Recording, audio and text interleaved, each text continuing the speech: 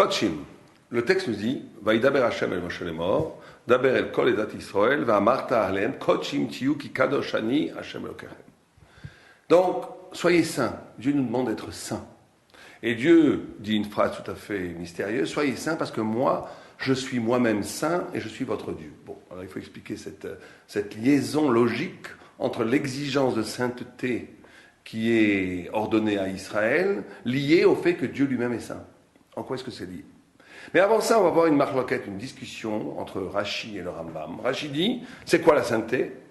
Kotshim tiyu, ave prushim mina arayot o mina avera. Shebechol makom, shaita motse geder arayot, ata motse kdusha. Rashi dit, la notion de sainteté, c'est la capacité de se poresh, on va dire se distinguer, se séparer de la arayot, c'est-à-dire la libido, la pulsion du désir, des femmes interdites ou des hommes interdits, l'inceste et d'autres avérotes, d'autres péchés. Donc Rashi définit la Kedusha comme la capacité de s'éloigner de la tentation, premièrement des harayot, de la libido, et deuxièmement des avérotes. Le Ramban, sur ce Rashi-là, intervient et dit pas du tout, parce qu'on peut avoir quelqu'un qui respecte toute la Torah et qui mange comme il appelle ça Menouval Bereshut Torah, comme un affreux, qui se comporte comme un épicurien, etc., etc. Donc la Kedusha ne se joue pas au niveau du respect des mitzvot et de la séparation des harayot, des femmes interdites, mais elle se joue au niveau de ce qu'on appelle le Reshut, l'endroit où justement Dieu n'est pas intervenu, comment manger, comment dormir, comment vivre, comment l'homme et le juif se comportent justement en dehors du système des mitzvot et des averot, des ordres de Dieu et des interdictions formulées par Dieu.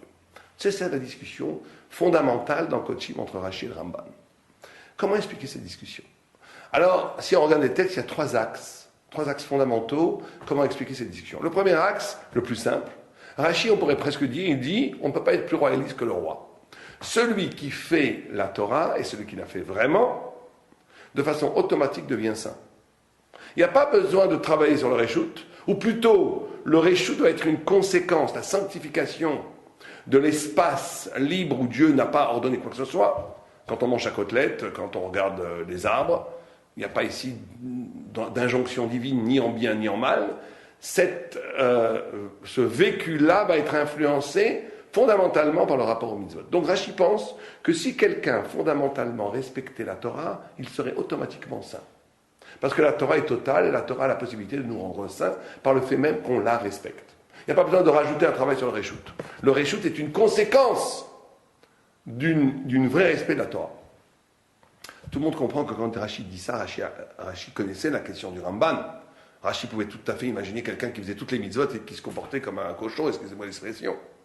Mais il considère que si quelqu'un véritablement fait la Torah, il va bien se comporter dans le Reshut. Alors que le Ramban dit non. Dit tout, le travail de la Kedusha se joue justement dans le Reshut. On va voir. Deuxième axe de la discussion, et là c'est un peu plus profond, c'est que Rashi dit que justement, ça n'existe pas le Reshut.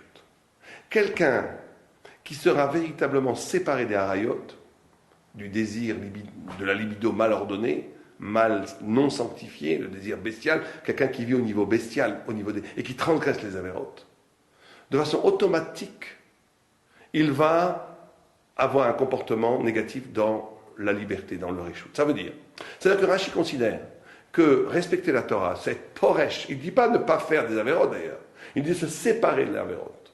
Quelqu'un qui est capable de faire un travail de désengagement du mal et de s'investir dans les mitzvot, ça va avoir une influence radicale sur tout son corps, son âme, son esprit, sa parole. C'est-à-dire que Rashi découvre ou révèle ce qui est déjà dans la Torah, l'inconscient et l'inconscient spirituel. L'homme va se comporter mal, même va se comporter comme un animal, comme le Ramban dit, Menouval Bereshut Torah. Quelqu'un va se comporter de façon absolument désolante, tout en ne faisant pas d'avérote, c'est parce que quelque part il a trahi l'alliance au niveau des mitzvot. Si quelqu'un est complètement pur dans son rapport au harayot, si quelqu'un est complètement pur dans sa pensée, dans sa parole et dans ses actes, dans sa relation à la Torah, ça va le sanctifier au point où le Reshut va être complètement sanctifié lui aussi.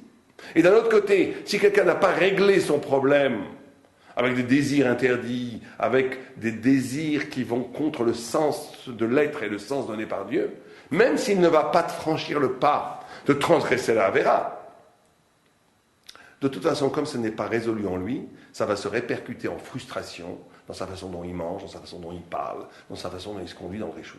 Donc Rachid dit que le Réchout n'existe pas. Le Réchout est toujours le résultat d'un mauvais équilibre ou d'une mauvaise gestion ou d'une fausse emprise sur les pulsions, sur le Yetzer Hara. Et le Ramban, là, pense quelque chose de tout à fait original. Il pense que, au contraire, il y a des autonomies pulsionnelles. Tout ne se résume pas au harayot, tout ne se résume pas au désir physique. Il y a aussi d'autres formes de pulsions qui, elles, n'ont pas été codifiées par la Torah et qu'il faut travailler dans le Réchout. Et là, c'est une marloquette abyssale très intéressante, à savoir, est-ce que tout est lié, est-ce que toute la vie est liée aux mitzvot, ou est-ce qu'il existe un espace à côté des mitzvot sur lequel il faut travailler. Vous savez qu'il y a une mara extraordinaire dans Sanhedrin, où on cite les conditions et les psukim qui fondent le pouvoir judiciaire juif du Sanhedrin et du Beit Din. Et là-bas, tous les psukim qui sont amenés viennent du Cantique des Cantiques, du Shir HaShirim. Et certains commentateurs disent, pourquoi avoir choisi, pourquoi se fait-il que c'est dans Shir HaShirim qui est la relation amoureuse entre Am Israël et Dieu, qui est choisi justement pour codifier comment on doit être un juge en Israël. Et une des réponses des Valé Moussa, c'est de dire, si quelqu'un n'a pas résolu son problème intérieur, si quelqu'un n'est pas tahor, n'est pas pur, si quelqu'un n'est pas complètement au-delà de la pulsion du désir animal, il ne peut pas dire la loi en Israël. C'est pas comme chez les Goïms. Chez les Goïms, un juge peut être complètement faire ce qu'il veut chez lui. Vous savez, une des grandes lois, une des grandes thèses de l'esprit moderne, c'est la séparation du privé et du public. Chez vous, faites ce que vous voulez, du moment que vous vous comportez bien en public. Dans la Torah, c'est pas comme ça. Dans la Torah, le juge ne peut pas dire la loi de Dieu s'il n'est pas intérieurement complètement rédimé, purifié, kadosh, justement saint. Et c'est complètement lié. La loi ne peut pas être formulée, ne peut pas être comprise par quelqu'un qui n'a pas résolu ce problème de midot et ce problème du désir. S'il n'est pas, et on va voir à la fin comment est-ce qu'on peut arriver à cette kedusha, à cette sainteté. Et donc ça, c'est la deuxième discussion entre Rashi et le Ramban. Est-ce que tout est lié? Est-ce qu'il existe des espaces existentiels, des espaces dans la vie qui n'ont aucun rapport avec les mitzvot sur lesquels il faut travailler? Ramban dit oui. Il y a tout un espace qui s'appelle le Réchout, dans lequel il faut travailler pour être un homme, pour être un juif, pour être un tzaddik, pour être un kadosh, justement, quelqu'un de séparé, dans la liberté elle-même, dans le Réchout. Rashi dit ça n'existe pas. Ça n'existe pas. Parce que tout est une résultante de la frustration d'un désir qui n'a pas été sublimé ni dépassé, et qui fait qu'il se répercute de façon négative dans le Réchout. Donc, ça c'est la deuxième façon d'expliquer la marloquette. Troisième façon d'expliquer la marloquette, c'est peut-être la façon la plus profonde, extraordinairement intéressante, j'ai trouvé, c'est à savoir comment vivre sa vie. Rashi considère que le sens de ma vie est inscrit dans le ciel. La vie d'ici-bas doit se conformer aux mitzvot, aux injonctions divines. En d'autres termes, ça peut être incroyablement inventif, productif, même on peut mettre toute son âme pour ça, il faut mettre toute son âme pour ça. Mais en fin de compte, le sens de ta vie, tu vas le trouver dans les mitzvot. Tu vas le trouver dans les mitzvot. C'est les mitzvot, c'est les tzivouilles d'Hachem, c'est les injonctions divines qui vont donner un sens à ta vie. Il n'y a pas de lieu personnel, de Réchout, Efker, de lieu en toi qui soit séparé de l'injonction divine. L'homme réussit sa vie par un mouvement de bas en haut, en essayant de calquer son existence à partir de l'appel de la révélation de Dieu. Et c'est à ce moment-là qu'il devient véritablement lui-même, paradoxalement.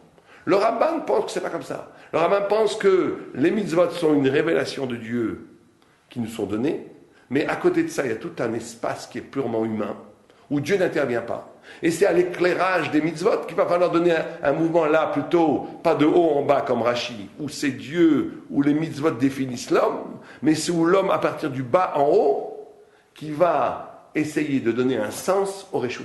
Il y a une liberté beaucoup plus difficile pour le Rambam. Pour le Rambam, il ne suffit pas de calquer sa vie au mitzvot. Pour le Rambam, justement, l'épreuve de la sainteté se joue au cœur même de la liberté, là où Dieu n'a pas parlé, ou là où il y a un retrait de la parole. Comment tu te comportes quand ici il n'y a plus de mitzvot, plus d'averot, il n'y a plus que ta liberté. Pour le Rambam, c'est là où se joue la sainteté. Pour le Rashi, ça n'existe pas. Pour Rashi, toute la notion d'existence, c'est d'être capable de coller sa vie à une exigence de l'au-delà, de rendre sa vie humaine divine. Alors que pour le Rambam, c'est le contraire. C'est rendre la vie humaine absolument humaine, où elle rejoint l'espérance de Dieu, mais Dieu n'est pas intervenu à ce niveau-là. Donc on a trois façons d'expliquer cette marloquette. La fin du passouk est tout à fait extraordinaire, puisqu'il nous dit « Soyez saints, parce que moi je suis saint ». Et là, on rentre à un des secrets les plus profonds de la Torah. Secret incroyable. C'est que la Gdusha vient du fait de la relation à Dieu, comme dit le Ramchal. C'est ma relation à Dvekut, le fait que je sois lié à Dieu qui me rend Kadosh. Et c'est quoi être lié à Dieu?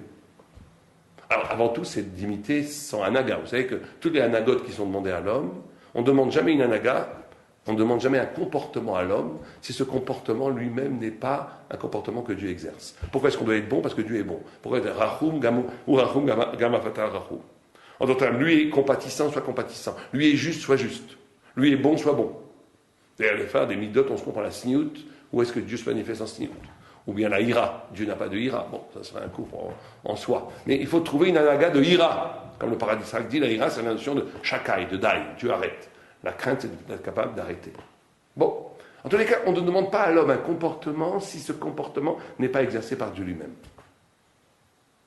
Et donc, la Gdusha, on est Kadosh que Dieu est Kadosh. Ça veut dire quoi Dieu est Kadosh? Ça veut dire que là, on va dire quelque chose un peu difficile pour certaines personnes, que plus Dieu, dans notre esprit à nous, prend de la hauteur, moins on réduit Dieu à l'image idolâtre d'un Père Noël ou d'une projection psychologique, plus on est capable de supporter la hauteur de l'infini de Dieu, plus on le sépare justement des représentations de l'être, de la matière, plus un point intérieur en nous s'allume qui nous purifie.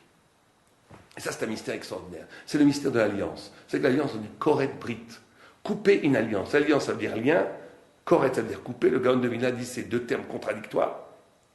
Il dit parce que justement, l'alliance a la capacité de se couper, l'alliance avec Dieu, d'une représentation immédiate, facile, d'une relation qui est encore plein de matière, plein d'être, et l'homme étant l'essence même de l'homme, étant kadosh, étant sainte, l'essence même de l'homme étant au-delà du monde, quand je suis capable d'arracher ma relation à Dieu des représentations du monde, quelque chose en moi s'allume qui est hors monde, qui est kadosh, qui est saint, qui est séparé, et qui me rend véritablement moi-même, et qui crée en moi une dvekut, un lien fabuleux avec le Créateur. Et plus quelqu'un se dessaisit, plus quelqu'un se décrispe d'une identité immédiate de lui-même, plus quelqu'un abolit une façon d'exister qui tourne autour de son ego, de ses petits intérêts, plus quelqu'un est capable de toucher à cette partie en lui qui est infinie, qui n'obéit à aucune définition humaine ni matérielle, plus il va rencontrer Dieu. Rencontrer Dieu, c'est pas tellement, c'est aussi bien entendu par l'étude et la prière, mais c'est aussi énormément par la capacité de désengagement. Un voisin me casse quelque chose, je mets ma terre. Je ne commence pas à chaque fois à essayer de voir mon petit intérêt, mes petites choses. On ne peut pas être spirituel si dans la matière, dans l'existence de tous les jours, on ne pense qu'à soi. C'est impossible. À un moment donné, il faut donner, il faut lâcher, il faut être élégant, il faut être grand, il faut être capable de voir que ce n'est pas grave tout ça. Ce qui m'habite fondamentalement, c'est mon désir d'infini. Et c'est ça qui fait l'homme juif. Et donc, pour finir, comment est-ce qu'on peut un peu toucher à cette hauteur? Eh bien, les sages nous ont donné une clé, les maîtres du Moussar. Et ils nous ont dit, la clé fondamentale pour l'homme, c'est l'atmada, mais aussi pour la femme. L'atmada, ça veut dire l'assiduité dans l'étude. Mais ça veut dire quoi l'assiduité dans l'étude? Ça veut dire l'engagement. S'engager sans limite de toutes ses forces dans une vocation spirituelle. Pour l'homme, ça passe par l'étude de la Torah. Vous savez que quand les gens commencent à étudier véritablement la Torah, beaucoup de gens, je suis sûr, qui m'écoutent, ont fait cette expérience. Les gens qui rentrent dans un souci de l'atmada où ils n'ont plus le temps de perdre même une minute, ils rentrent dans une économie cérébrale, ils rentrent dans une dimension de l'esprit et du spirituel où ils sont complètement kadosh. Les désirs physiques n'ont plus de prise sur eux. La seule chose qui brûle le Yetzer Hara, c'est la Torah. Celui qui étudie, mais la Torah be'atmada, ça ne suffit pas d'étudier un petit peu. La Torah à fond. Étudier la Torah à fond, ça crée un feu sacré en nous qui brûle tous les autres feux. Il n'y a plus de place. Ce qui crée l'envers de la Gdusha, la Touma, c'est quand je suis vide, quand j'ai un désœuvrement spirituel, quand je me laisse aller. Alors un espace vide se crée en moi, et à partir de cet espace vide humide, croît toutes sortes de mauvaises herbes, qui sont tous les faux désirs, les fausses représentations, la gava, le casse, la colère, tout le désir infâme, tout ce que vous voulez. Alors que si l'espace intérieur est habité par le feu de la Torah, il brûle tout le reste. Il n'y a que la Torah qui descend. C'est impossible d'arriver à la Kedusha sans une étude assidue. Pour une femme, ça sera une assiduité d'un autre ordre, qui est de l'ordre, ou bien des Teilim, ou bien des Tzedaka, ou même d'études de ce qu'elle doit étudier. Ce n'est pas une question tellement, bien entendu, que ça passe par aussi un emploi du temps, de donner énormément d'heures dans l'étude ou dans les mitzvot, mais ça passe aussi principalement par un engagement total. L'engagement de ma vie m'engage vers ça de façon fondamentale, et ça fait qu'à ce moment-là, il y a des choses qu'on ne peut plus faire. On ne peut plus faire, c'est plus chaya, ce n'est plus quelque chose qui me correspond. Toutes les choses qui n'ont plus de sens, qui sont absurdes, tombent de même quand on les écorce. Aleva Erenu, le Shabbat Shalom.